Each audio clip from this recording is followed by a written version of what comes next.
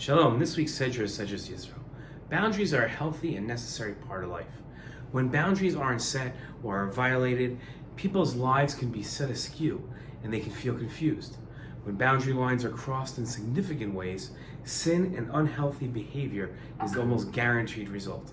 The Torah sets boundaries in many different areas, charges the rabbis to set additional boundaries based on society's needs, and challenges people to set their own boundaries to improve themselves.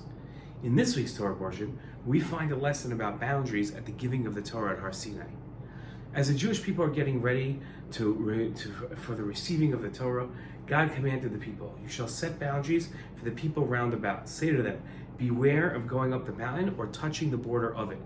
Whoever touches the mountain shall be put to death. No hand shall touch him. By being either stoned or shot, beast or person, a trespasser shall not live. When the ram's horn sounds a long blast, they may go up on the mountain." In his commentary to this verse, Rashi explained that the Jewish people were to set boundary marks for them as a sign that they should not approach the mountain from the boundary and beyond. The boundary says to them, take care not to ascend from here and further on, and you too admonish them regarding this. The Ibn Ezra focused on the second part of the command and the phrase that no hand shall touch him. The word him in the pasuk refers to the person who touches the mountain, who violates the boundary, and God forbids anyone from crossing the boundary and grabbing him. On the contrary, those who see him shall immediately stone him from where they are standing, or should shoot him with bows and arrows if he's far away.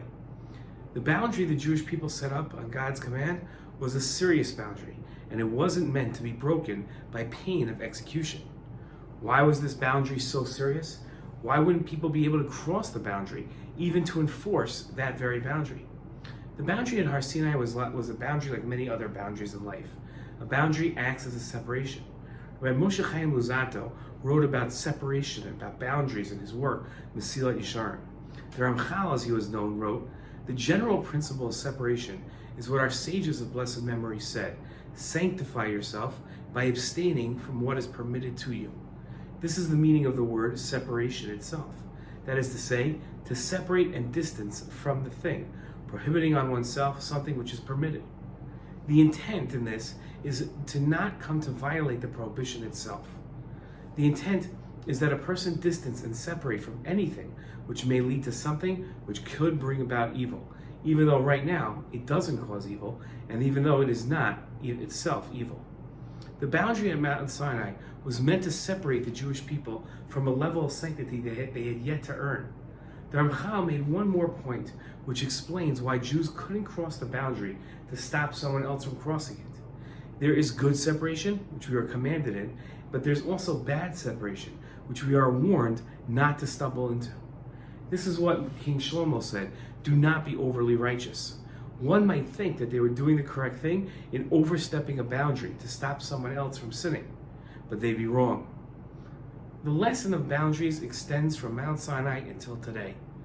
People must recognize the level that they have attained and not overstep their boundaries by going too far, even for a good cause. All too often, the overzealous cause more harm than good in their efforts. Restraint and keeping to boundaries is important. Shalom.